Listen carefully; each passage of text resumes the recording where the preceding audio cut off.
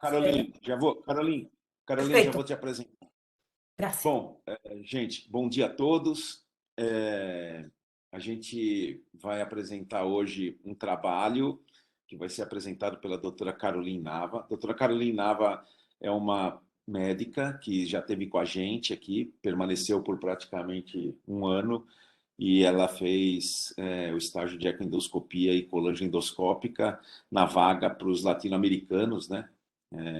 Depois ela pode dizer que ano foi, porque isso aí eu já não me lembro muito bem, mas ela vai falar hoje sobre a litotripsia eletrohidráulica para o tratamento, né, da pancreatite crônica com cálculos no seu interior, feito através da pancreatoscopia.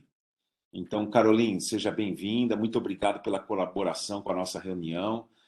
Eu acho que esse é um tema extremamente interessante, extremamente atual, que a gente necessita ter alguns conceitos em relação a isso. Só para lembrar, a doutora Carolina também, ela hoje trabalha no Chile, né?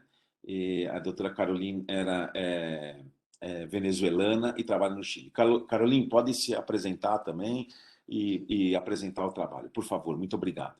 Gente, muito obrigada pela invitação. Eu sempre estou aqui com vocês, né? Só que eu sempre entro por telefone e agora ficou um pouco ruim porque estou por el computador. Mas eu vou tentar falar em portunhol. Qualquer coisa, se vocês não entendem, me avisam, tá? Então, para falar de la pancreatoscopia eletrohidráulica ou la litroptia eletrohidráulica por pancreatoscopia, a gente tem que falar de pancreatite crônica. Só que ela, a gente sabe que é uma doença que debilita o paciente e que a maioria das vezes tem um componente obstrutivo. E essa obstrucção do conducto principal pancreático incrementa a pressão do ducto e ela pode causar pressão, aumento da pressão e isquemia. Isso pode conllevar a lo que os doentes com pancreatite crônica sempre têm de sintoma, né? Que é o dor muito forte de abdômen. Então, o manejo endoscópico, ele é de segunda mão, entendeu? Porque a primeira coisa que os clínicos e a gente faz é dar tratamento médico para a doente, com opioides ou enzimas pancreáticas. Sin embargo, el manejo endoscópico es difícil porque a veces los cálculos son muy grandes o están impactados en una estenosis. Quando os cálculos têm menos de 5 milímetros, aí a gente consegue fazer uma pancreatoscopia retrógrada, mas, sin embargo, o sucesso é muito baixo. Então, também está a litotripsia extracorpórea para os cálculos que têm mais de 5 milímetros, com um sucesso de 93%. Só que ela não está em todas partes e tem um custo alto, ¿no? Y además de eso, la litrotripsia extracorpórea, ella no consigue hacer tratamiento de a estenosis o da concurrencia de los cálculos. Es por eso que tengo tiempo ahora intentando hablar de la pancreatoscopia, la litropsia pancreatoendoscópica intraductal, mas ela es una intervención de segunda mano, segunda línea también. Mas, sin embargo, ela tem un buen suceso que va entre 79 y 91%. Por isso que eles tentaram fazer aqui o primeiro estudo, que foi prospectivo, porque a maioria dos estudos que tem disso aqui são retrospectivos. Eles fizeram um estudo prospectivo para avaliar o sucesso técnico da la litrotripsia por pancreatoscopia como a primeira linha de tratamento, ou seja, solo esse tratamento e não os outros que a gente já falou. Eso fue un estudio prospectivo, multicéntrico, de casos con series, ¿no? Ellos no tenían para comparar, en los Países Bajos. Ellos utilizaron una estadística análisis con la P significativa y esto fue desde diciembre de 2017 hasta julio de 2020. Todos esos pacientes fueron referidos al centro de pancreatitis crónica, ¿no? Y fueron discutidos con un consenso hepatobiliar que les tienen en el hospital. Ahí todos los doentes tenían que tener criterios para pancreatitis crónica, más se les tenían que tener cálculo, por lo menos uno o más cálculos mayores de 5 milímetros. Y solo podían ser en cabeza y el cuello del páncreas, ¿no? Todos los pacientes consiguieron hacer el consentimiento informado con la declaración ética que van los estudios. Aqui, en las características de todos los pacientes, a gente puede ver lo que a gente ya conoce, ¿no? Que a mayoría de ellos fumaban, tenían tabaquismo, o álcool era la etiología más común, y el síntoma peor era el dolor abdominal. Entonces, ¿eles qué querían hacer? Eles querían avaliar el suceso técnico. ¿Cómo que eles querían avaliar ese suceso? Primero, sabiendo si eles tiraban los cálculos completamente o parcialmente del conducto pancreato principal. Y eles hacían por una pancreatoscopia con fluoroscopia, después de hacer una litrotripsia endoscópica con el SpyGlass. Para saber si era completo, eles definían como un 100%, ou seja, después del procedimiento eles no tinham mais restos de cálculos no conducto pancreático, mas podia ser parcial si ele era de 5 a 99% e era failure si era menor de 50. Lo segundo que les querían avaliar era la clínica, el suceso clínico. ¿Cómo que les avaliaban el suceso clínico? Con una escala. Esa escala que les tenían era la escala de Ibisky. Esa escala podía definir a reducción de odor o sencillamente el 50% de el uso de los opioides, porque la mayoría de los doentes, a gente puede ver aquí que utilizaban 80% les utilizaban morfinas, ¿no? Entonces ahí les preguntaba cómo que era el dolor diario, cuántas veces a la semana, en un tiempo, en un mes o en un año. Y ahí también les tenían otra encuesta que avaliaba cómo ellos se sentían con 12 preguntas. Y ahí les preguntaban sobre si ellos estaban con depresión, si les tenían ansiedad, si odor o a doença participaba en las tareas, actividades de ellos, ¿no? De todo el día. Y además de eso, les querían ver los efectos adversos. Esos efectos adversos se les avaliaron los primeros 30 días del tratamiento y que la mayoría de ellos era la pancreatitis post-sepre, ¿no? ¿Cómo que les hicieron el procedimiento? Ahí todos los doentes fueron a la pancreatografía endoscópica con propofol, les hicieron con todos profilaxis con AINES y no colocaron antibióticos. Si tenían anticoagulación fue descontinuada. Para poder participar en ese trabajo, el endoscopista tenía que tener por lo menos 25 colangioscopias guiadas por pancreatoscopía con litrotripsia y 15 pancreatoscopía. La pancreatoscopía fue realizada por una sola persona y utilizaron el sistema de SpyGlass. Ellos podían utilizar el freehand por medio del conducto pancreático principal o utilizaban un fio guía de 0,35 que a gente siempre usa. Todos los doentes se les hicieron esfinterectomía para facilitar la introducción del aparelho, ¿no? Cuando era una papila naif, aí eles se tinham muito problema para fazer o procedimento no momento, eles botavam uma prótese e chamavam um doente 4 e 6 semanas para fazer a pancreatoscopia. Si ellos ya tenían esfinterectomía preexistente, ellos extendían. Y si había una estenosis, ahí ellos hacían dilatación con balón. Cuando ellos ya estaban en la visualización del conducto pancreático, ellos no tenían un comienzo estándar para utilizar a PROF, ¿no?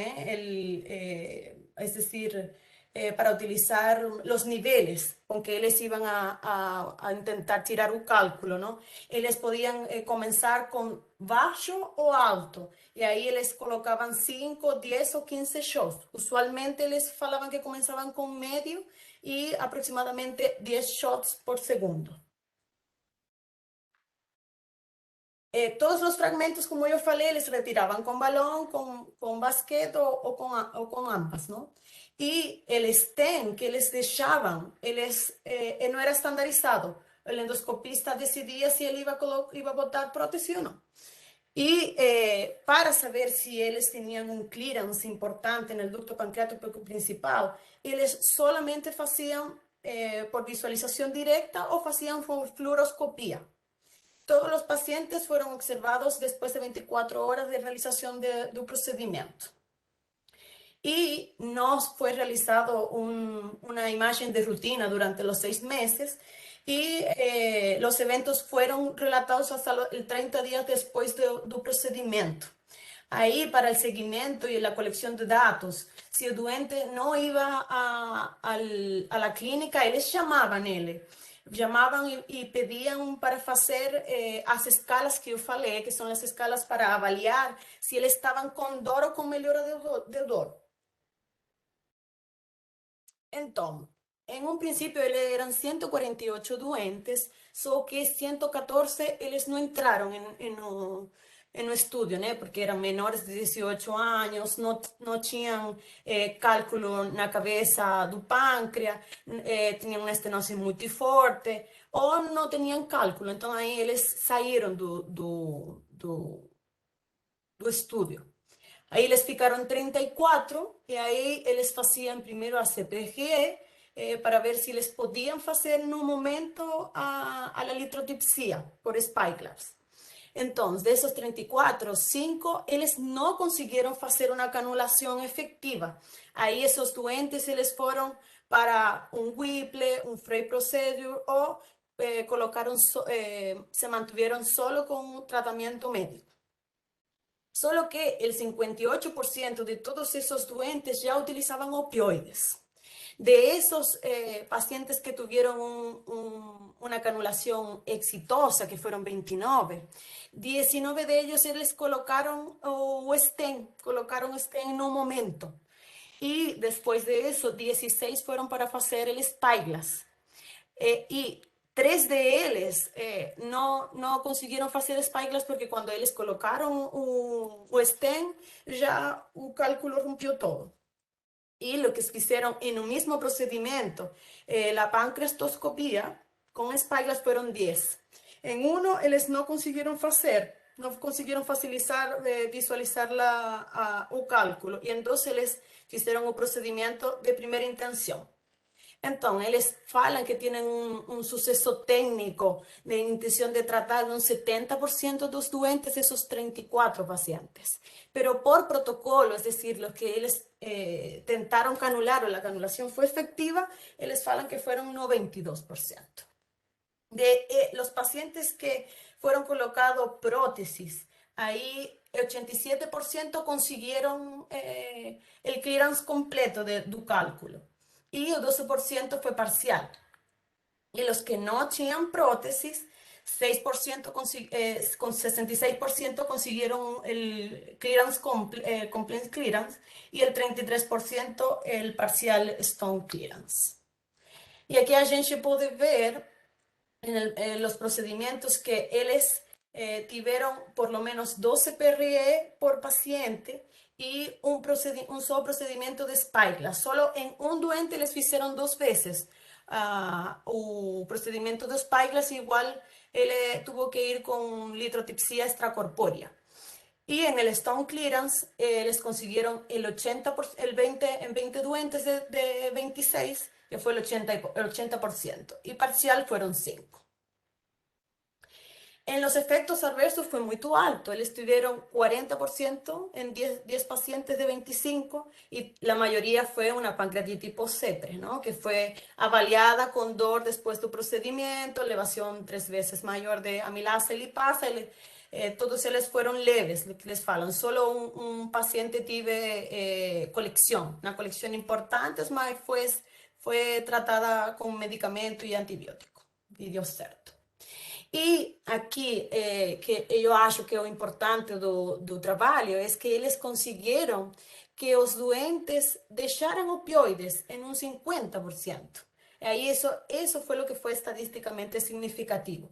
Después de 6 meses de comparar o dor que eles tinham en un principio y a medicación que eles usaban, 14 de 22 doentes, porque tres pacientes se les perdieron un follow-up, mostraron 50% de reducción con la escala y 7 de 14 de esos 14 tuvieron el 100% de la reducción del dor.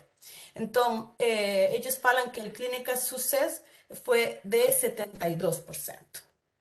Então, aí na discussão, eles falam que é o único trabalho que os pacientes estão sendo tratados com este método e não com litrotripsia extracorpórea. Y que solamente incluye, por supuesto, cálculos que están localizados en el cuello o en la cabeza del páncreas. Ahí reportaron ese suceso técnico que fue de 70% y el suceso do trabalho que foi un 92%. Eu acho que o importante aqui é que mais do 50% dos doentes deixaram o opioide, mas qual é o problema? Que eles não têm comparação com um grupo para comparar, é muito pequeno ainda a amostra, mas eu acho que é um trabalho interessante. Aí eles propõem como conclusão fazer o spyglass no ducto pancreático como algo promisorio para los pacientes que tienen una obstrucción importante en el conducto pancreático principal, especialmente si ellos son da cabeça do pâncreas. Obrigado, Caroline, por apresentar esse trabalho. Esse trabalho é um trabalho extremamente interessante, né? E que mostra sobre o papel do tratamento endoscópico, do tratamento endoscópico em pacientes com pancreatite crônica. E como vocês puderam perceber, esse trabalho foi um trabalho que foi publicado agora no Gastrointestinal Endoscopy, de um grupo muito forte, né? É um grupo que realmente estuda muito pâncreas, então esse grupo, nos últimos 10 anos, tem ditado as regras de como nós devemos abordar os pacientes, né, com doenças pancreáticas. E eles têm agido em praticamente todos os capítulos da doença pancreática, mostrando para a gente que realmente não é fácil. Quando se trata de pancreatite crônica, então, isso aí se torna mais difícil ainda. E vocês puderam perceber, né, quem faz aqui colangem endoscópica retrógrada, que quando se trata de pancreatite crônica, realmente a coisa fica mais difícil. Vocês perceberam que a taxa de insucesso do tratamento, da cateterização nesse grupo, né, é de aproximadamente 15%. Totalmente diferente de uma papila normal, né? Então, por exemplo, de 39 pacientes, tiveram 4 pacientes que eles não conseguiram sequer cateterizar. E além disso, né, quando vocês veem, por exemplo, esse diapositivo que está aí, né? Ou seja, o sucesso técnico, quando eu tenho a intenção de tratar um paciente que tem pedra, o sucesso técnico é de 70%. Agora, se é por protocolo, ou seja, aqueles pacientes que eu consegui cateterizar o pâncreas, que eu consegui abordar com o spyglass o pâncreas e o cálculo, eu consegui em 92,3%. Então, vocês veem a complexidade da doença da pancreatite crônica. E é por isso, né, esse trabalho veio bem a calhar, que, por exemplo, nessa semana mesmo, a gente discutiu até um caso lá em Ribeirão Preto, de um paciente que está indicado, né, spyglass para remover um cálculo. Ele tem um ducto pancreático aumentado de tamanho, tem uma pedra que está localizada na cabeça, maior do que 5 milímetros, e que realmente, talvez com o spyglass e também com os métodos de litotripsia, a gente consiga fazer esse tipo de abordagem. Então, eu gostaria de colocar aqui a discussão, né? Por exemplo, a Raquel, eu sei que a Raquel veio de um serviço, ela estudou num serviço onde o pessoal tinha uma experiência muito grande, né, com pancreatite crônica, que é o serviço do professor Michel Kremer, que era um paciente, é um serviço que a gente tinha, que a gente sabia, né, sabidamente, um serviço que realmente estudava muito esse tipo de doença e que estuda até hoje. Então, eu queria saber a opinião da Raquel, queria saber a opinião do Marcos também a respeito desse tipo de tratamento, o que eles acham, quando indicar. Raquel, fique bem à vontade, bom dia. Bom dia a todos. Muito interessante esse trabalho, realmente, porque mostra uma alternativa para aqueles pacientes com cálculos maiores pancreáticos, porque antes da existência do Spyglass, essa possibilidade de quebra de cálculo, a limitação endoscópica era esse tamanho. Cálculos até 5 milímetros poderiam ser retirados, eventualmente se tentava tirar por endoscopia. Então, é uma alternativa. Mas é isso mesmo que você falou, Celso. Você veja como, se você pega todo o grupo, você vai reduzir para uma minoria que vai ter essa indicação e que vai se beneficiar. Isso eu acho talvez o mais importante do trabalho. Não é imaginar que todos os pacientes terão algum benefício ou terão indicação de tratamento endoscópico. Mas uma boa seleção é fundamental.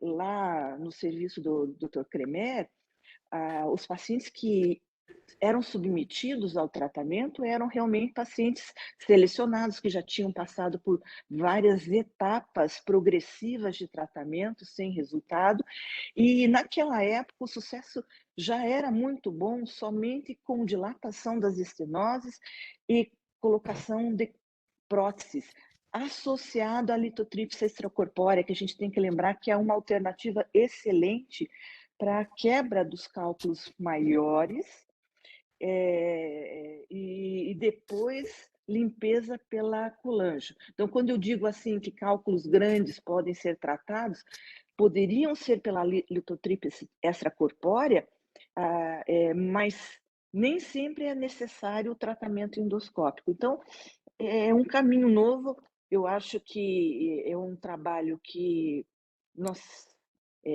devemos levar em consideração, mas ainda está longe da realidade pelo custo que se tem em realizar esse procedimento para essa população tão pequena com uma dor intratável, Celso. Perfeito, perfeito, Raquel, isso mesmo. Queria saber a opinião do Humberto, do Marcos, o que eles têm a dizer.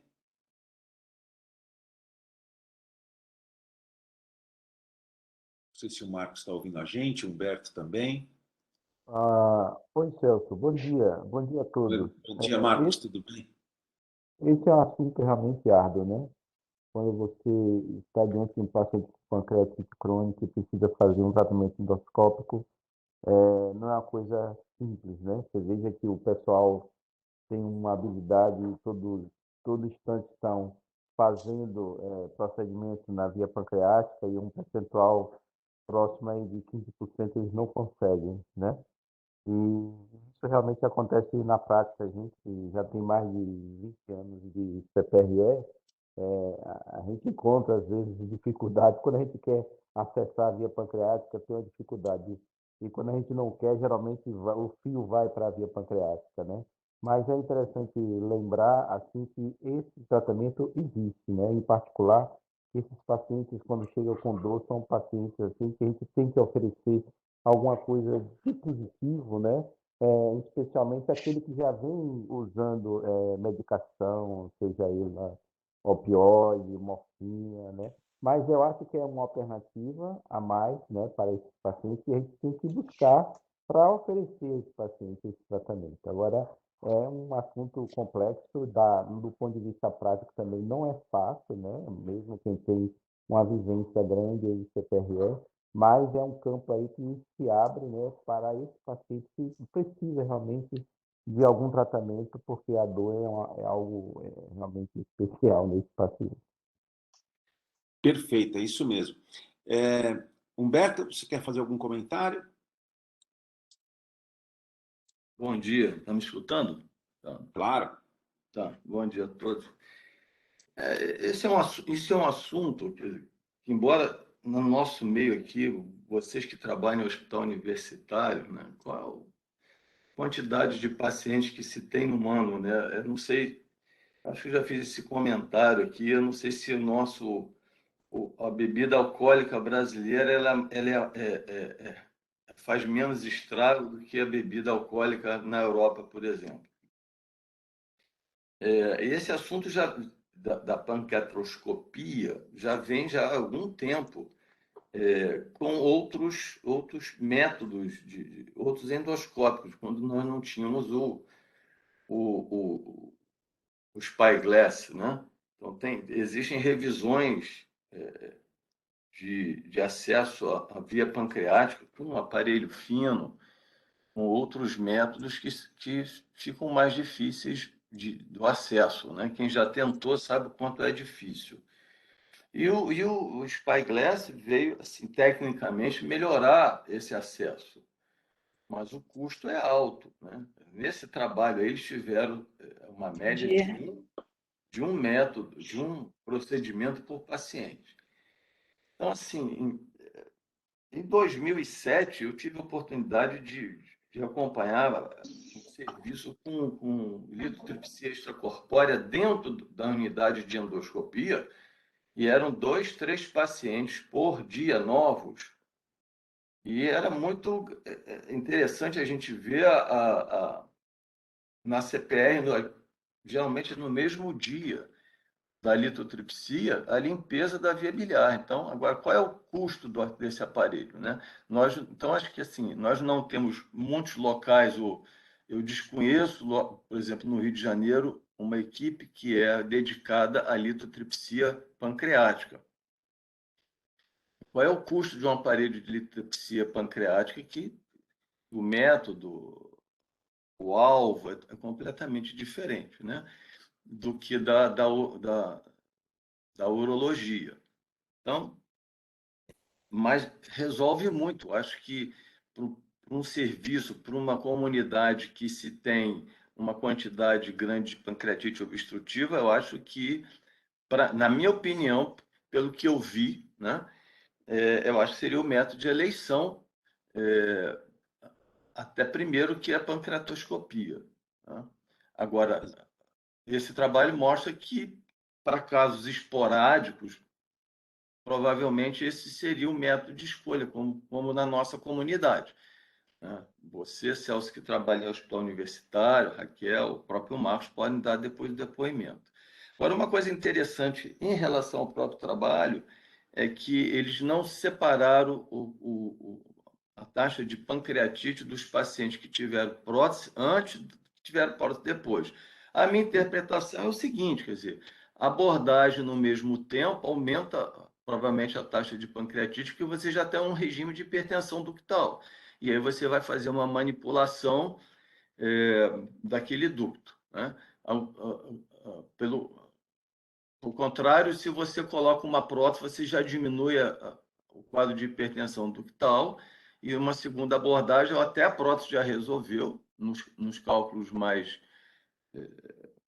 amolecidos, vamos dizer assim, não tão rígidos, e você faz a limpeza com menor risco de pancreatite. Mas no trabalho eles não mostram essa...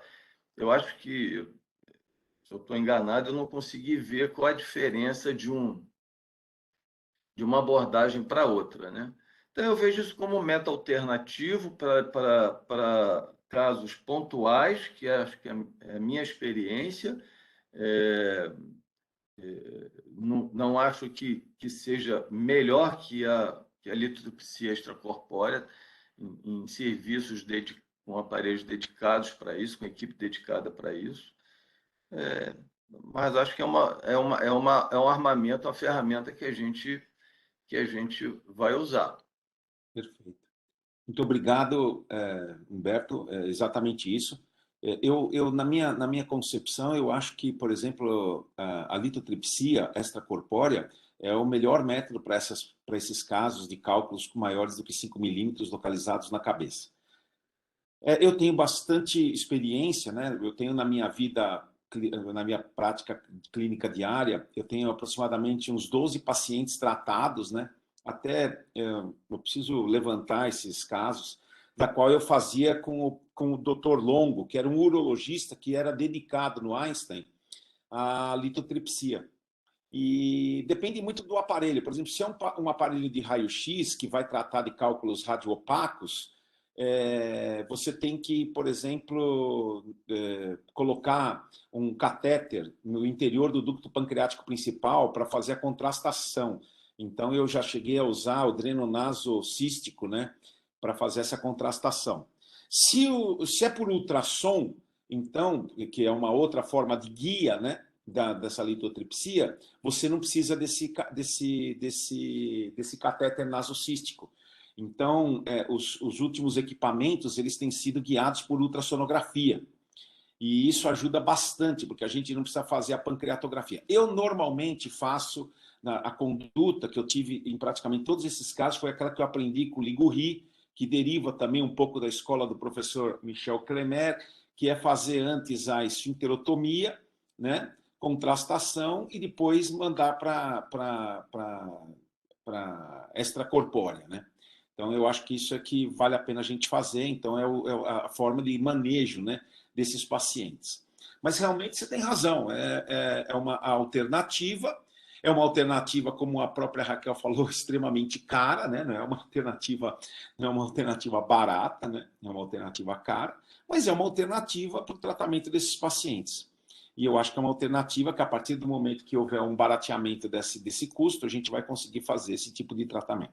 Agora, uma coisa importante que tem que ficar claro é que as opções endoscópicas, elas devem, entre aspas, e esse é um direcionamento da literatura, serem tentadas de prima, ou seja, como a gente fala em francês, né, d'emblée, de primeira vez, para deixar o tratamento cirúrgico para a falha desse tipo de procedimento endoscópico. E aí eu queria ouvir a opinião do Rodrigo, né, em relação a isso. Se ele tem essa visão, se ele tem uma visão diferente, como é que ele, entre aspas, foi orientado, né, na sua prática clínica diária, né, porque a gente vai angariando, né, frutos em relação a isso. Então, eu queria saber da sua opinião. Se você recebe um paciente desse, Rodrigo, você já indica o procedimento operatório de cara? Você faz a tentativa de um tratamento endoscópico? O que é que você faz? Como é que você é orientado? Bom dia para você. Espero que você esteja ouvindo a gente aí. Bom dia a todos, pessoal. Eu acho que quando eu entrei para a cirurgia, a gente discutia muito mais a abordagem cirúrgica de pancreatite crônica do que discute hoje. Então, se era algo que, talvez não frequentemente, mas esporadicamente a gente acabasse intervindo sobre um paciente com pancreatite crônica ali nos ambulatórios da HC, eu acho que isso foi realmente cada vez menos a gente vê esse tipo de abordagem. Claro que o tratamento não médico, né, o tratamento não medicamentoso já é reservado para aqueles pacientes que são sintomáticos, né? E a gente tem ainda indicações para cirurgia, como falha dos outros métodos, persistência da dor e algumas outras complicações, né? Obstrução de via biliar, obstrução duodenal, desenvolvimento de cistos. A gente ainda tem indicações de cirurgia. Eu acho que cada vez mais os métodos menos invasivos pelo tratamento endoscópico vêm ganhando espaço. Eu acho que é importante sempre saber que a parte de tratamento médico desses pacientes é importante. Quer dizer, tratamento da dor, tratamento dos hábitos dos pacientes, né? Parar de fumar, parar de consumir álcool, suplementação de enzimas pancreáticas. Eu acho que boa parte dos doentes vão ser tratados dessa forma, e que eles evoluírem para o fracasso do tratamento clínico tem que obrigatoriamente ser avaliados para tratamento endoscópico, e uma parte desses pacientes vão acabar falhando e precisando de cirurgia. Eu acho que essa proporção vem sendo cada vez menor.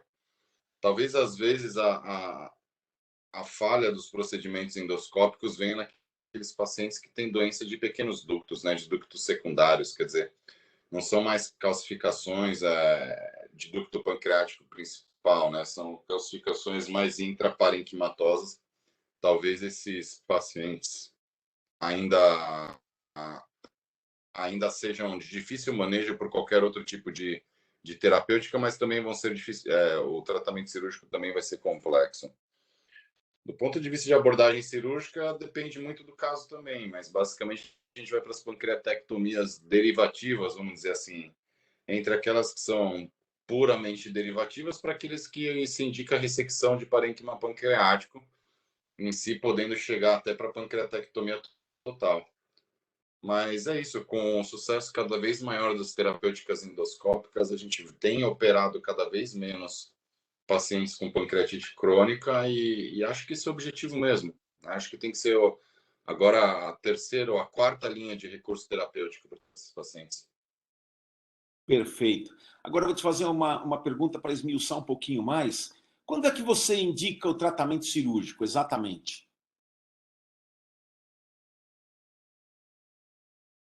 Perdão. Eu acho que assim, falência da terapêutica endoscópica, paciente mantendo dor intratável, ou outras complicações, como obstrução biliar, obstrução do adenal. Então, assim, eu acho que aqueles doentes que têm ainda funcionamento da glândula ainda e mantém dor persistente, eu acho que aí está bem indicado o procedimento cirúrgico derivativo, até porque algumas vezes você acaba tendo uma certa atividade regenerativa e voltando a ter um pouquinho mais de função pancreática. Então, acho que assim, realmente a falha terapêutica por via clínica ou endoscópica, mantendo dor persistente ou alguma complicação local.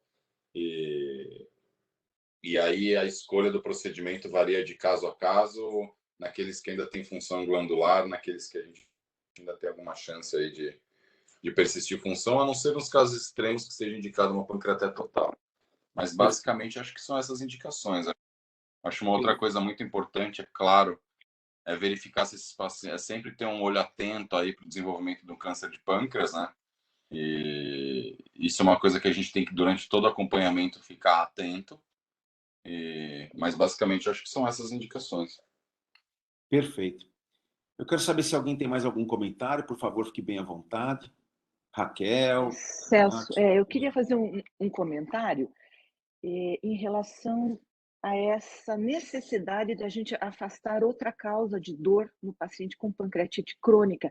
É fundamental, antes de elevarmos o nosso grau de tratamento dessa dor, passarmos para tratamento endoscópico, litotrípsia, uma boa investigação. Isso às vezes não é feito, porque se considera a dor relacionada à pancreatite crônica, mas esses pacientes fazem mais úlcera duodenal, mais úlcera gástrica, eles fazem outras complicações que causam dor, muitos são diabéticos e fazem dor abdominal por outra razão, eles têm neuropatia diabética, então tem que ter uma boa avaliação antes de se indicar uma elevação no tratamento que nós fazemos para a dor.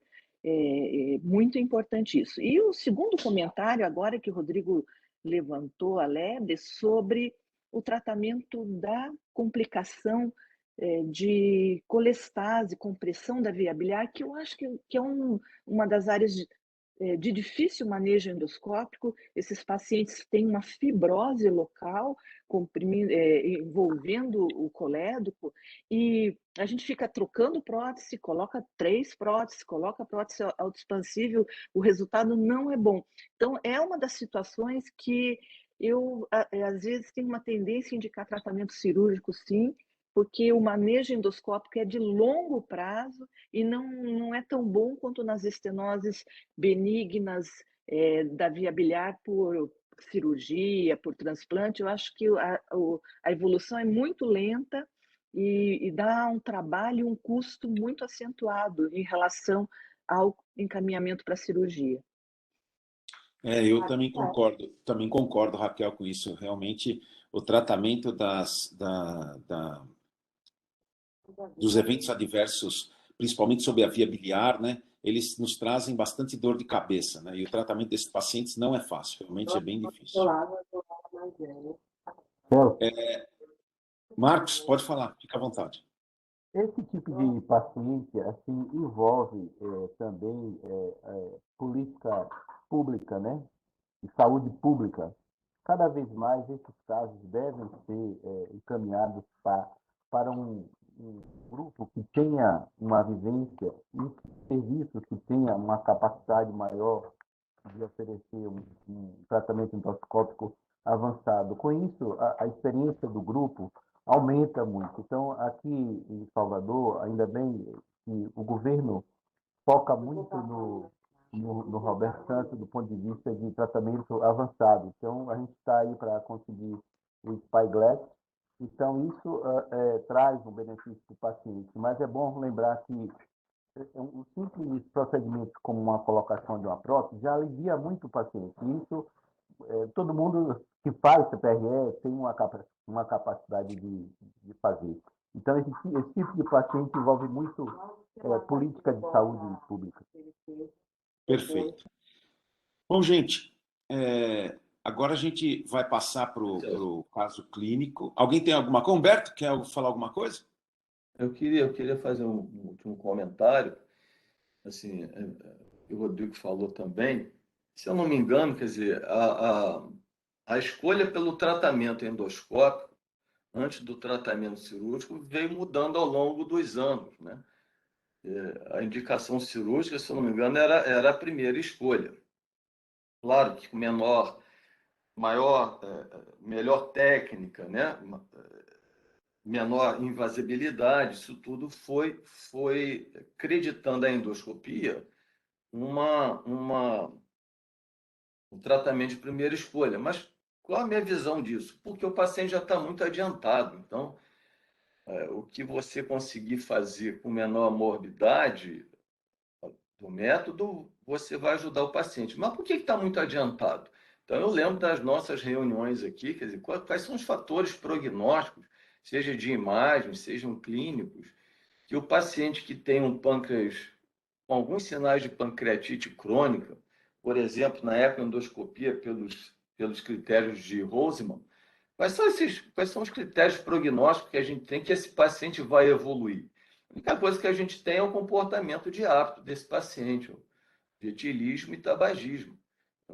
A gente não tem, se eu estou enganado, me corrijam, a gente não tem nenhum fator prognóstico desses pacientes etilistas, que é a grande maioria tabagista, que esses pacientes vão evoluir para uma pancreatite obstrutiva, uma pancreatite grave, com destruição da glândula. Então, assim, tanto a endoscopia quanto a cirurgia vão fazer algum benefício, porque a gente pega muito adiantado. Isso é uma coisa que me deixa extremamente, eu acho que todo mundo, extremamente desconfortável, né? Por que a gente só pega esses pacientes adiantados? Será que é só o comportamento do paciente? Não existe nenhum dado que vai prognosticar para a gente que esse é o paciente que vai evoluir para uma pancreatite obstrutiva, uma pancreatite destrutiva da glândula, né? Então, acho que a gente trata os pacientes muito adiantados mesmo, na fase muito tardia, quer seja colocando prótese na via biliar, quer seja colocando prótese na via pancreática. Bom, e quando isso é da pancreatite predominantemente de ductal, vamos dizer assim, quando é parenquimatosa, e a gente também não sabe porque alguns pacientes vão fazer mais destruição ductal e outros vão fazer mais destruição parenquimatosa. Eu queria ouvir vocês aí se vocês têm essa experiência. Parece que há uma diferença. Então, a gente atua na endoscopia, não nas obstrutivas e nas não obstrutivas. Aí nós vamos fazer bloqueio do plexo cilíaco por ecoendoscopia. Quer dizer, a gente sempre está pegando os pacientes em fase adiantada, né? Então, acho que cirurgia antes, agora endoscopia, mas não mudou muito o time de abordagem desses pacientes, não. Perfeito, é isso mesmo. Beleza, Juan Pablo, agora vai. O Juan Pablo também é um nosso ex-estagiário da América Latina. Hoje ele trabalha no Equador, né? Ele trabalha no Centro de Endoscopia Avançada do Hospital Geral Monte Sinai, né, em Guayaquil, e também em Cuenca, no Equador. Seja muito bem-vindo mais uma vez, Juan Pablo. Por favor, fique à vontade, apresente o seu caso aí para a gente. Bom dia, todo mundo está me ouvindo? Sim, está todo mundo te ouvindo. Pode ficar à Bom vontade. dia, obrigado. Bom, ante tudo, para a Caroline falar que o artigo dela foi muito bom. E aqui vamos apresentar um caso clínico fora do que a gente está falando, uma realidade muito diferente. A gente às vezes tem que fazer o que tem nas mãos para conseguir fazer o bom para os nossos pacientes. Deixa eu ver aqui que deu. Bom, eu vou apresentar o caso clínico. O Dr. Celso é o organizador daqui, Hospital Moriá, São Paulo.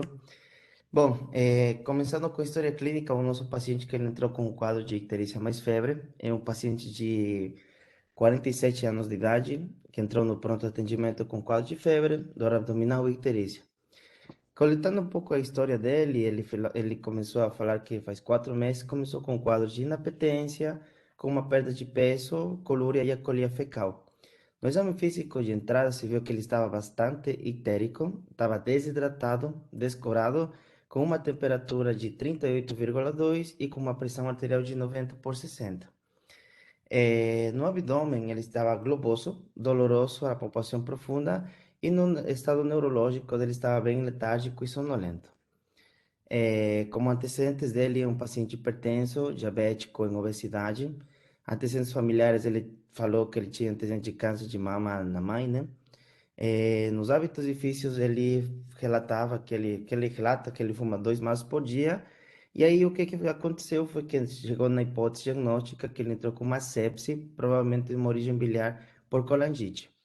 Aí no pronto atendimento foi realizado as medidas que hoje em dia são recomendadas, reposição bulêmica, antibióticos, as culturas vieram positivas para germes gram-negativos e durante o procedimento, na primeira hora, ele não respondeu a tudo isso e foi necessário entrar com droga vasoativa. Ele ficou com a droga vasoativa por aproximadamente 2 dias, ele ficou na terapia intensiva e aí, nos exames de laboratório, ele veio com uma hemoglobina de 10, com leucos de 23 mil, e nós vemos diretamente que as canaliculares, junto com as bilirrubinas, estavam completamente elevadas.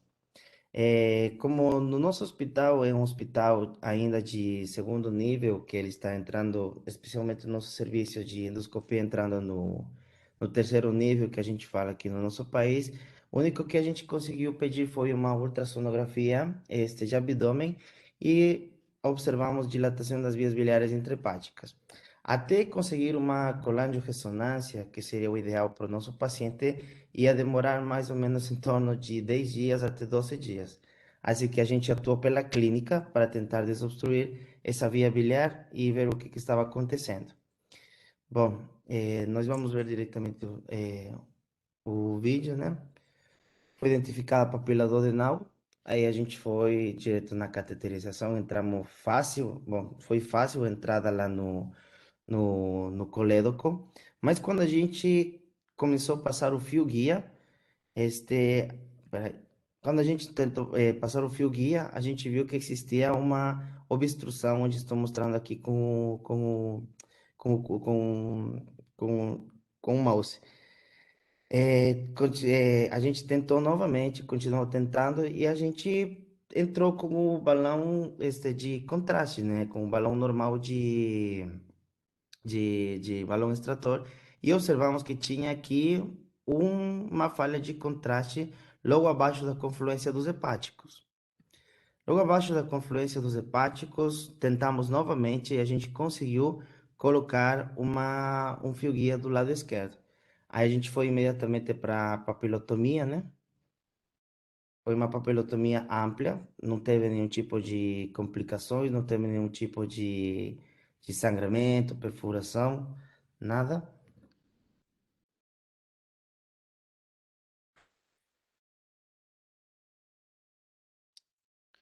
Deixa eu adiantar só um pouquinho aqui.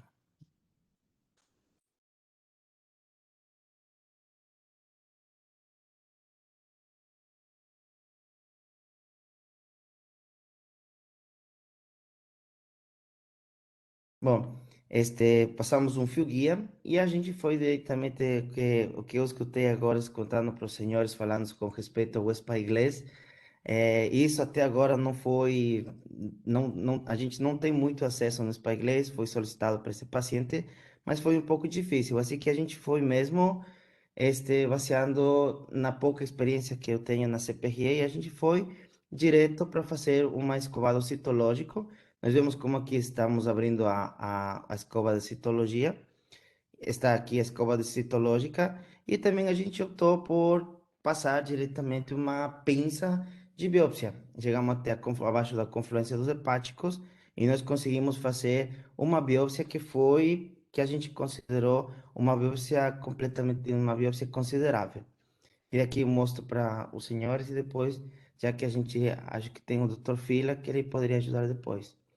Bom, como era a confluência dos hepáticos, a gente deixou primeiro o fio guia do lado esquerdo e posteriormente deixamos um fio guia do lado direito. Foi muito difícil, a gente que tentou e tentamos, a gente conseguiu mais ou menos uns 10 minutos e a gente conseguiu passar o fio guia do lado direito. Como nós podemos ver, aqui está o fio guia do lado direito e o fio guia do lado esquerdo. E para tentar desentupir essa via biliar que o nosso paciente estava com quadros de colangite, a gente decidiu passar duas próteses plásticas, né? Deixa eu entrar um pouquinho aqui.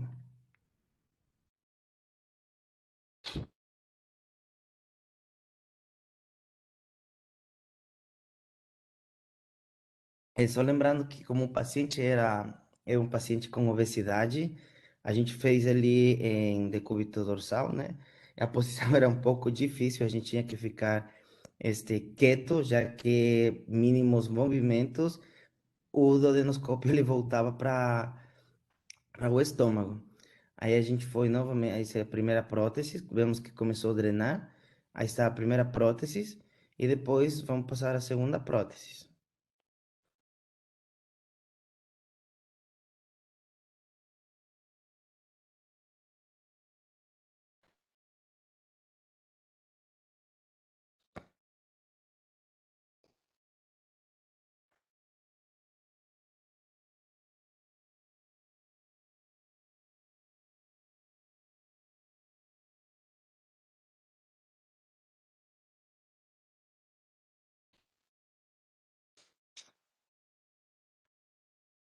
Aí a gente empurrou um pouco a prótese porque ficou um pouquinho abaixo, mas as duas ficaram, que o objetivo nosso era que ela fique acima da confluência dos hepáticos para que exista uma melhor drenagem. O resultado aí estão as duas próteses.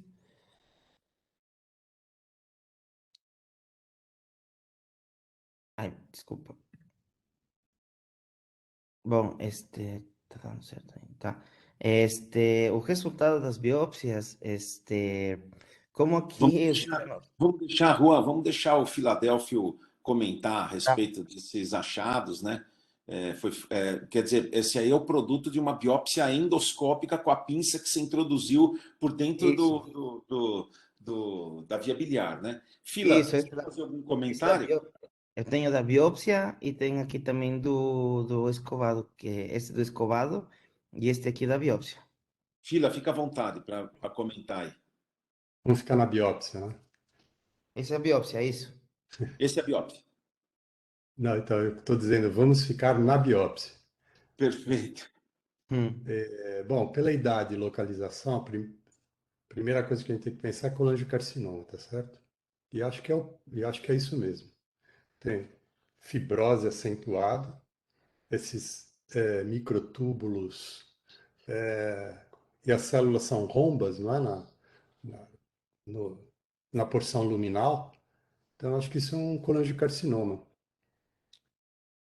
O aspecto também, né, Juan Pablo? Bom, primeiro, Juan Pablo, parabenizar você pelo caso, né? Você realmente fez tudo que deveria ter sido feito, né? Ou seja, você fez a biópsia, você fez o escovado da via biliar, tudo que é indicado sob o ponto de vista endoscópico para a estratégia inicialmente diagnóstica e depois você passou para a estratégia de tratamento. E você, durante o tratamento, fez exatamente aquilo que tem que ser feito. Você drenou mais do que 70%, né, de toda o parênquima hepático. E eu não sei como é que evoluiu, você vai falar para a gente como evoluiu esse paciente, mas muito provavelmente esse paciente deve ter, entre aspas, evoluído bem, porque depois eu vi que houve uma drenagem completa, né, da via biliar. Então, parabéns pelo caso, acho que é um caso muito interessante e realmente a biópsia endoscópica é um procedimento que a gente deve usar. Pode continuar, Juan Pablo. Tá. Bom, obrigado, professor. Bom, depois de... O paciente ficou internado... depois de 6 dias, 7 dias, a gente solicitou novos exames laboratoriais, né?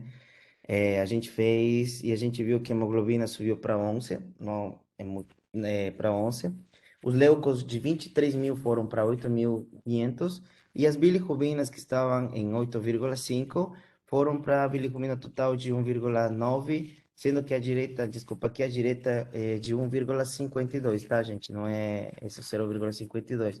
Mas o paciente, ele evoluiu bem, ele voltou da terapia intensiva, foi para clínica médica, desculpa, para clínica cirúrgica, e da clínica cirúrgica ele foi dado de alta. Aí, bom, aí entrou a parte clínica, né, de fazer sobre os protocolos PAEX, que é para mais notícias. A gente falou para que a gente vai estar acompanhando ele junto ao psicólogo, oncologia, e ele está fazendo acompanhamento junto tanto com o oncologista e acompanhamento pela gastroenterologia. O paciente está, aparentemente, ele está indo bem da parte da drenagem, mas da parte psicológica dele, ele está bem abalado, porque 47 anos de idade com colangiocarcinoma é muito pesado, né? E aí, comparando com isso aí, eu procurei um artigo para ver se como que a gente poderia se acompanhar junto, né? Porque para mim, sinceramente, eu queria ver se a gente usava para inglês, mas como estou falando, o sistema público acá às vezes é muito difícil você conseguir coisas um pouco mais avançadas. Mas aí achei um artigo no qual mostrava diretamente se era muito efetivo utilizar a mesma escova citológica e a biópsia como uma revisão sistemática e meta-análise. Aí o que que eles fizeram como nós sabemos na revisão sistemática, você entra tanto no PubMed como no Medline. Eles acharam mais no Medline como no Embase e outras bibliotecas virtuais. Aí foram encontrados 1.121 artigos. Desses totais, de todos que foram lidos, deu aproximadamente 9 estudos que eles entraram no trabalho. Para quem conhece um pouco de revisão sistemática, nós sabemos que você tem uma parte diagnóstica e uma parte terapêutica. Na parte diagnóstica, nós entendemos que existe a parte do Quadas e na terapêutica existe o Jadad. Como eles fizeram um trabalho de diagnóstico, eles utilizaram o sistema Quadas e aqui eles fizeram uma amostra relacionada com o risco bias, quer dizer, diretamente o risco de viés de publicação.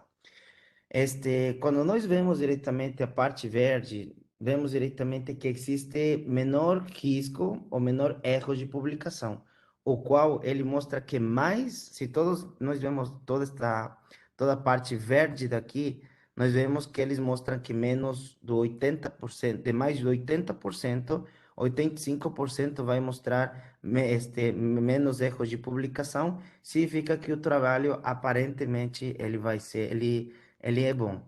Quando foi feito, você vê diretamente os estudos que eles foram avaliados para ver como que é isso, e aí eles viram diretamente o seguinte: vemos que quando foi feito com a escova citológica, com a escova citológica, teve uma sensibilidade de aproximadamente 45%. Aí, com a pinça de biópsia, a especificidade foi diretamente para 99%. Desculpa, a especificidade com a escova citológica. Aí, foram com as biópsias, teve uma sensibilidade de 48% e a especificidade em 99%, mostrando diretamente que o trabalho poderia ser considerado que você usando o outro método, você poderia fazer um diagnóstico para o bem do paciente. Mas na discussão que eles colocaram foi assim: que mesmo assim você veja que existem resultados, que tanto o escovado como a biópsia vai ajudar muito vai ajudar no diagnóstico de um colangiocarcinoma, ou uma patologia das vias biliares, sempre tem que ser feito por um endoscopista que seja experiente. Ou se é feito diretamente por um residente do terceiro ano, mas que eles, estava notado aí que é aquele residente que está fazendo endoscopia avançada tem que fazer esse tipo de procedimento a partir do sexto mês, tá? Ou quase finalizando a etapa da residência, por quê? Porque exatamente diagnósticos deste tipo não podem ser, não pode ficar no ar, porque os pacientes exatamente vão ficar prejudicados. Eles tiraram um trabalho, tá? Porque em um desses trabalhos, quando você faz uma revisão sistemática, quando existe uma perda acima de 20%, você considera que o trabalho é ruim. Não considera que é ruim, sino que ele não vai ajudar muito dentro daquela meta-análise. E o que vai acontecer? O que aconteceu? Eles tiraram um trabalho porque viram que quase a maioria dos outros pacientes que fizeram nesse trabalho eram endoscopistas, entre aspas, inexperientes. E houve taxas de perfuração, houve taxas de sangramento, taxa de pancreatite, o qual deu mais do 20%, assim que eles decidiram retirar aquele trabalho. Bom, e isso aqui diretamente as taxas juntos, você vê que a gente tem mais de um 45% se a gente faz uma sensibilidade juntando tanto a citologia como as biópsias. E este hospital onde eu trabalho, Monte Sinaí, aqui na cidade de Guayaquil, ainda é um hospital de segundo nível, mas desde que eu cheguei, a gente está tentando fazer é que o nosso serviço de gastroenterologia e endoscopia seja um de terceiro nível. A gente já está sendo um hospital de referência daqui da cidade de Guayaquil e tomara que os senhores tenham gostado do meu caso clínico. Obrigado. Juan Pablo, obrigado, muito obrigado por sua apresentação. Eu fico muito feliz em saber que você está muito bem aí em Guayaquil, e esse caso comprova exatamente aquilo que a gente esperava de você, né? De você, da Caroline, de tantos outros que já participaram com o nosso serviço. E eu fico muito feliz de ver que você realmente aprendeu bem mesmo a fazer colangem endoscópica retrógrada. Parabéns! E fez um caso muito difícil, de alta complexidade e com uma maestria muito grande. Parabéns realmente por tudo aquilo que você fez, e você sempre se mostrou uma pessoa muito interessada, muito performante em relação àquilo que a gente sempre se propôs a te ensinar. Eu queria ouvir os comentários, né? Eu queria ouvir os comentários aí do Humberto, eu queria ouvir os comentários da Raquel, do Marcos Clarence em relação ao caso. O que vocês acham, se vocês teriam tido uma conduta diferente. É óbvio que hoje, né, muito se fala sobre o Spyglass, mas a gente tem que ter uma noção de que, antes de usar o Spyglass, nós temos essas ferramentas. E essas ferramentas que foram utilizadas de forma muito boa pelo Juan Pablo, né, para fazer o diagnóstico desses pacientes. Isso realmente é uma coisa que não foi sequer necessária a utilização do Spyglass, porque ele conseguiu, né, fazer esse tipo de diagnóstico. Então, eu queria ouvir o comentário de vocês, fiquem à vontade, e depois a gente vai ouvir o comentário do Rodrigo, né, que é o cirurgião do caso, e que sempre, entre aspas, né, até um pouquinho antes do fila, dá a palavra final, né, porque o fila já deu o diagnóstico, né, então nesse ponto, a gente vai avaliar com maior tranquilidade. Por favor, fique bem à vontade. Então, Celso, eu vou começar que você me chamou primeiro. Claro, pode mandar bala, velho.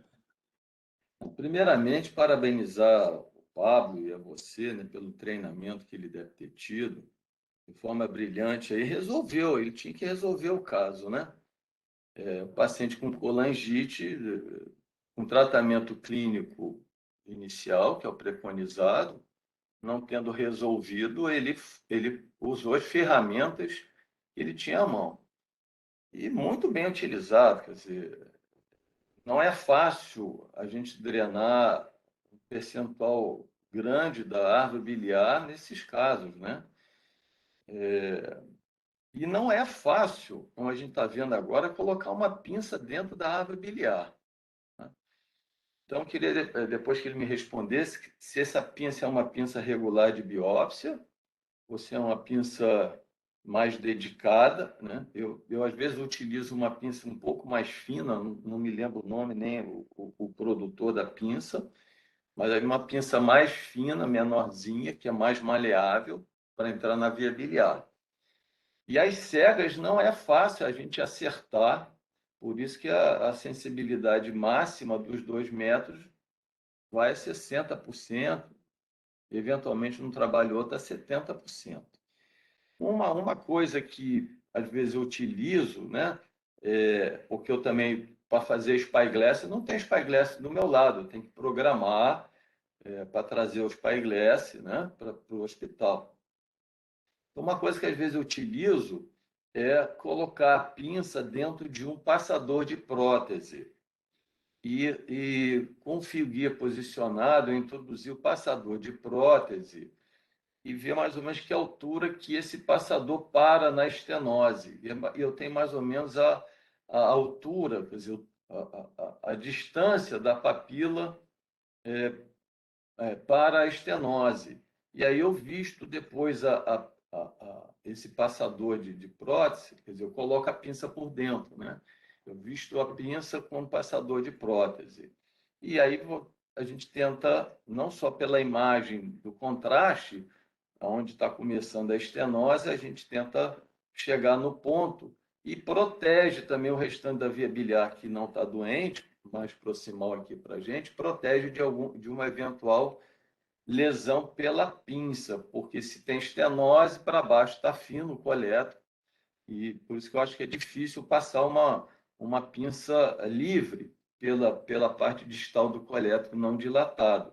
Por isso que eu queria ouvir dele se ele tem alguma dica, algum truque para a gente, né?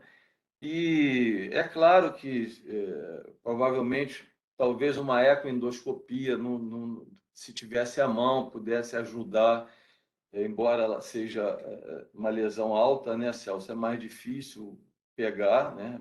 É muito difícil pegar. Mas, enfim, mas quero parabenizar e ele resolveu o caso. Isso que é importante. Exatamente, Então, exatamente. quero saber se é uma pinça regular que ele colocou e qual Juan, foi a sensibilidade dele na passagem dessa pinça. Juan, foi pinça normal? Que pinça você usou? Não, doutor, peraí, deixa eu falar assim. Quando eu cheguei aqui no hospital, já tinha um monte de pinças, assim, tinha uma pinça, se a gente lembra, tem a pinça jumbo, aí nós temos as pinças normais de biópsia, e aí tinha uma que falava assim, biópsia microforceps, tá? Que não era tão micro, não é tão micro assim, que se a gente compara junto com a pinça de biópsia normal, que a gente faz na endoscopia ou na colonoscopia, não é tão micro, mas assim, a gente utilizou essa pinça. E com respeito à sensibilidade, doutor Humberto, é assim, quando a gente tem ajuda, você tem ajuda do seu colega médico, que às vezes você não quer, tem ajuda do seu colega médico, que às vezes ele é endoscopista, tá? Ele não tem, às vezes, a sensibilidade que a gente faz, como, por exemplo, quando a gente passa o fio guia. Aí, quando o primeiro fio guia foi eles que me ajudaram. O segundo fio guia foi eu quem passei. Mas quando passamos o primeiro fio guia, e a gente passava a escova citológica, não vou mentir para vocês. Nas primeiras vezes, nas duas primeiras vezes, foi pro cístico. Nas duas primeiras vezes por cístico.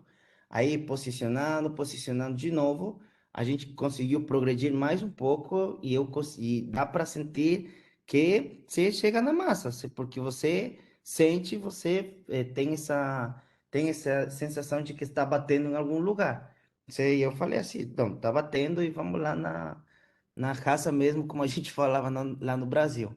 Aí a gente abriu, fechou as 20 vestes que é, e aí retiramos e veio um bom material com a escova citológica. Aí entramos com a pinça de biópsia, que é a microbiópsia, que não é tão micro, mas foi o que a gente conseguiu. Eu fiz 3 vezes isso daí. Novamente foi pela sensibilidade. Eu senti massa, assim que. E eu acho que até penso eu, que eu entrei dentro do tumor.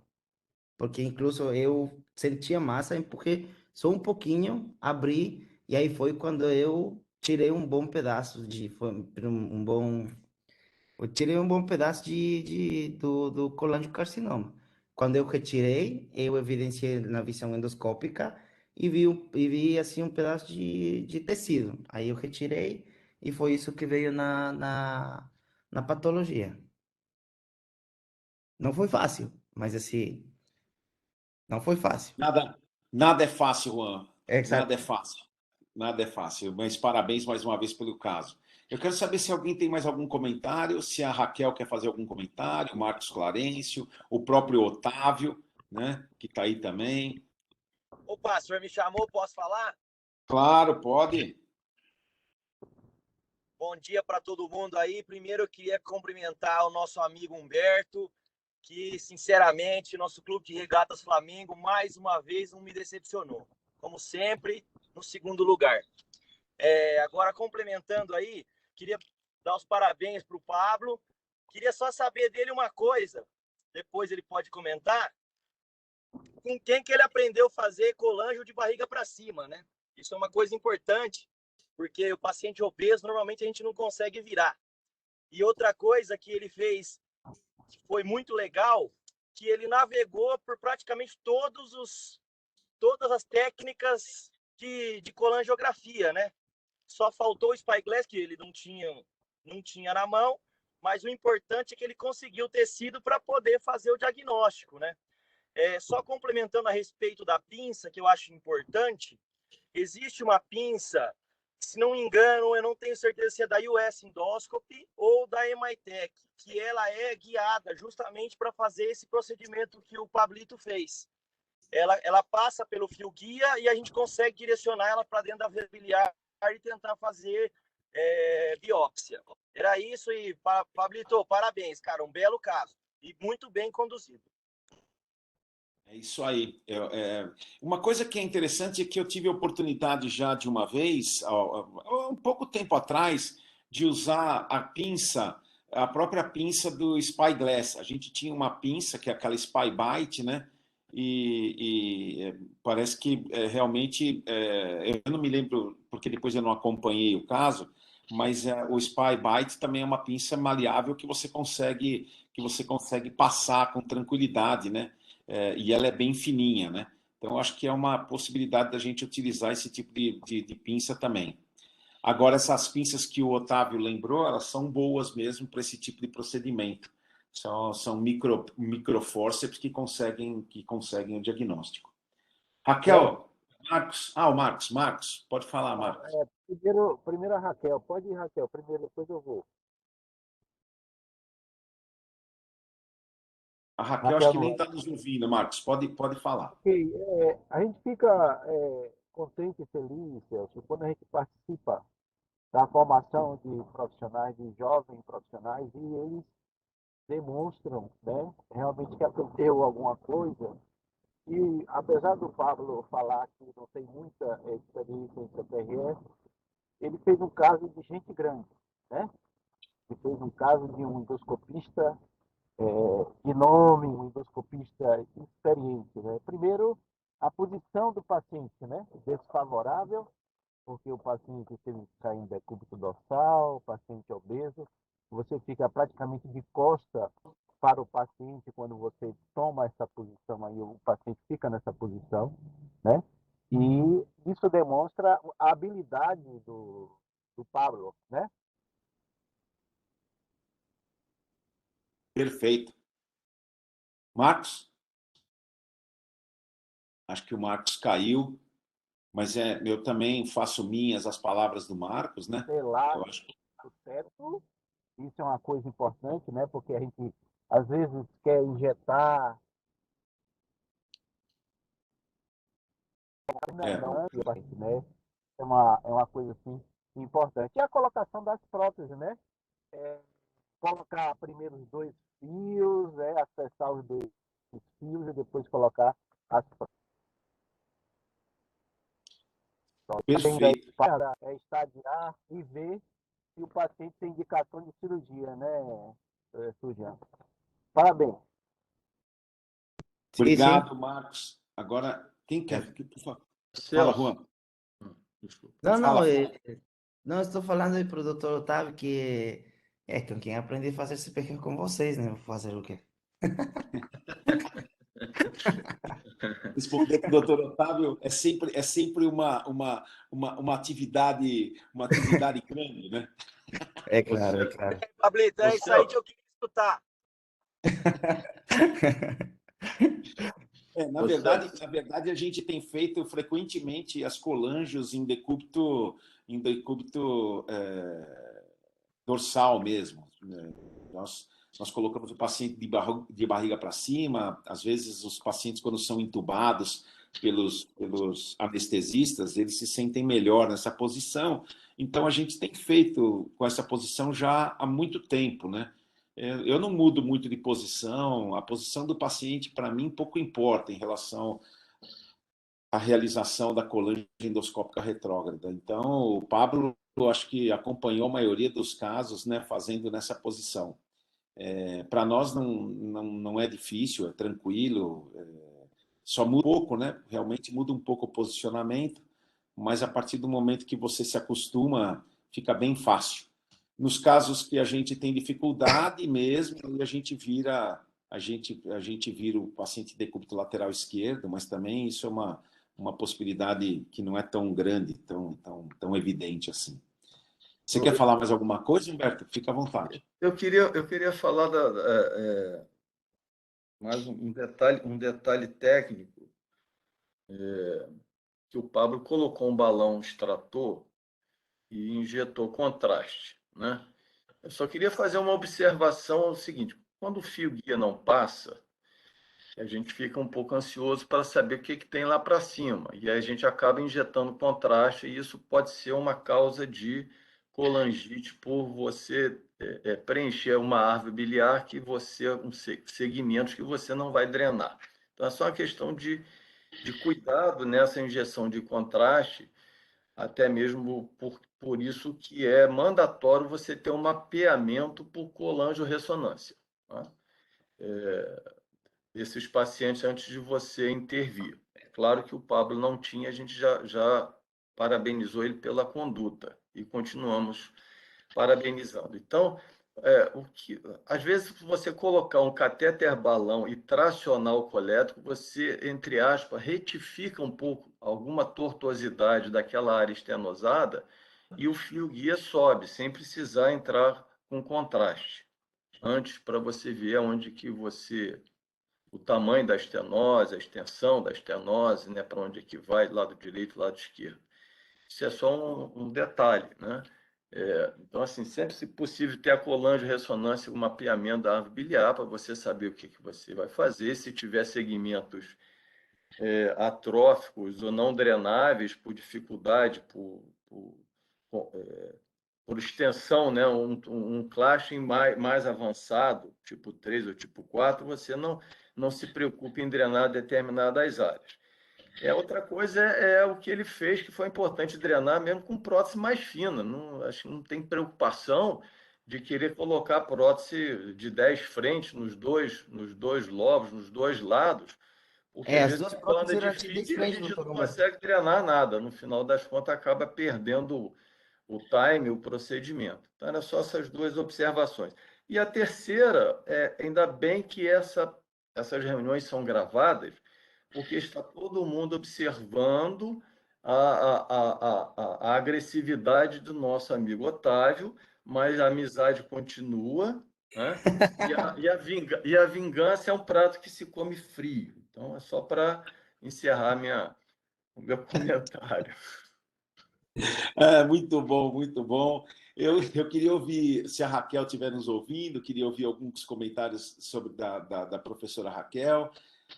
Não sei se ela está ainda entre nós aqui. Ou, por fim, então, vamos ouvir então o Rodrigo Surjan, o que ele pensa, qual que é a conduta dele a partir desse momento como cirurgião, né?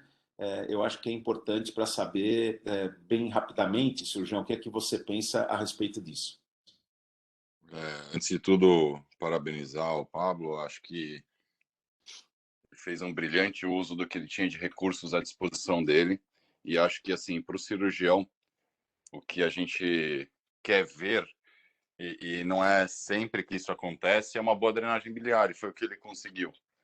Então, assim, num caso nos pacientes com Klatskin, que a gente precisa de uma boa drenagem biliar, a gente precisa de uma bilirrubina baixa, isso nem sempre é alcançado, como o Humberto já comentou, às vezes esses ductos são multissegmentados, a gente tem vários ductos independentes drenando, e algumas vezes dificulta bastante para a gente o planejamento cirúrgico em si, se a gente não tem uma boa drenagem biliar. Aqui o planejamento vai através de exames de imagem, então o que a gente vai avaliar basicamente são alguns fatores, se o tumor cresce para algum dos dois lados, para qual lado esse tumor está crescendo, envolvimento vascular. Então, muitas vezes o Klatskin tem um envolvimento vascular de um dos lados do fígado, daí a nossa decisão de abordagem fica fácil. A gente simplesmente resseca aquele lado em que tem comprometimento vascular.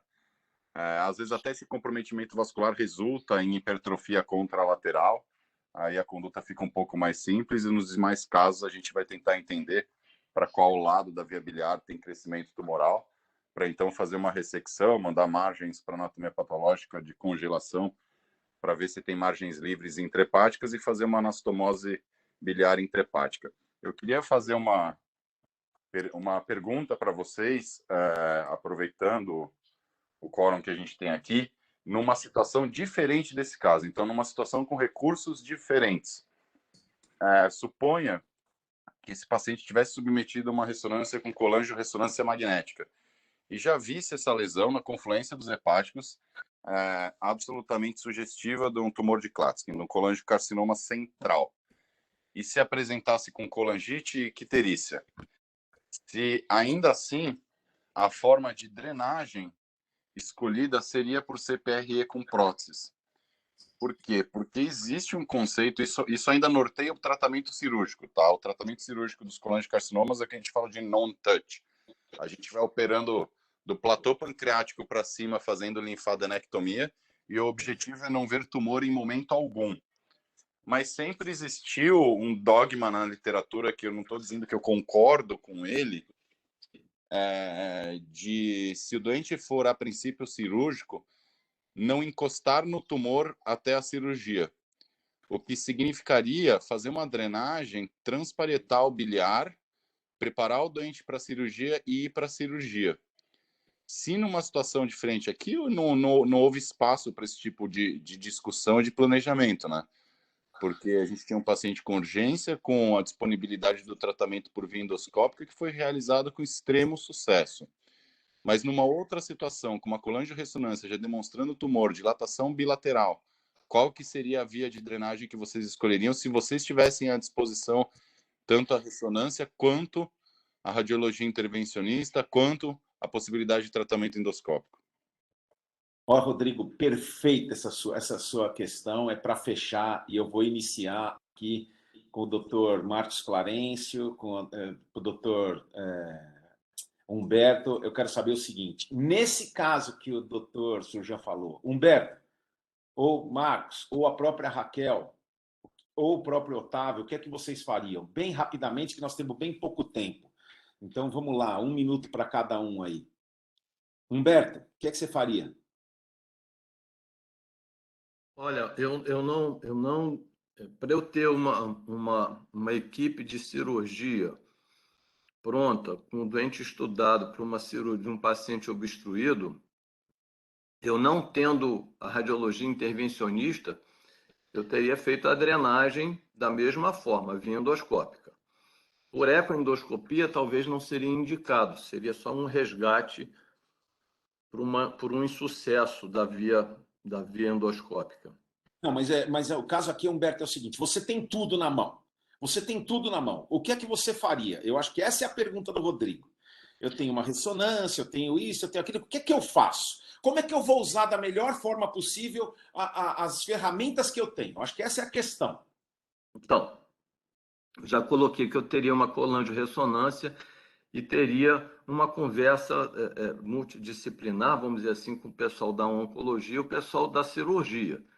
Se o paciente está em colangite, eu drenaria. não tem dúvida em relação a isso. Drenaria endoscopicamente, é isso. Endoscopicamente. Perfeito. Perfeito, é E isso. essa questão de manipulação do tumor e tal, assim, eu acho que... Mas essa, Humberto, é uma questão importante que nós endoscopistas, não damos significado. E os cirurgiões dão. E isso é uma coisa importante. Por isso que essa pergunta que ele fez é muito importante. Raquel, eu queria saber o que é que você acha, e o Marcos também. Marcos, o que é que você faria? Sim, Celso, os tumores abaixo da bifurcação, as chances de sucesso, a eficácia, ela gira em torno de 70%, 80% em boas mãos. Quando está na bifurcação, isso diminui. Mas todo o seu equipamento e acessório nas mãos, um bom endoscopista, a gente tenta drenar, né?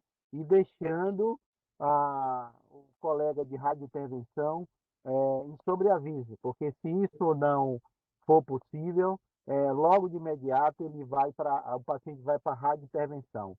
Abaixo da bifurcação, sempre. Na bifurcação, tem que ser um bom endoscopista com todos os acessórios, mas a gente tenta fazer primeiro a drenagem endoscópica. Perfeito. Raquel, você quer falar alguma coisa? Nem sei se a Raquel está aí com a gente, aí acho que ela já nem está mais com a gente. Eu quero só falar o seguinte, eu acho que a pergunta do Rodrigo é uma pergunta que é um dos grandes dilemas que a gente tem nesse tipo de procedimento. Esse tipo de procedimento é uma lesão que é alta, está praticamente um pouquinho abaixo da confluência, ou seja, é um procedimento que endoscopicamente a taxa de sucesso é alta, não é uma taxa de sucesso baixa, né? Está acima de 70%. No entanto, se você tem uma ressonância magnética que mostra uma alteração a nível de ductos da confluência dos hepáticos, a minha abordagem é diferente. Eu não dreno endoscopicamente, eu faço um combinado. Nada de ecoendoscopia, eu faço um combinado percutâneo endoscópico. Então, por exemplo, a gente já até mostrou vários casos aqui, é isso que eu quero chamar a atenção.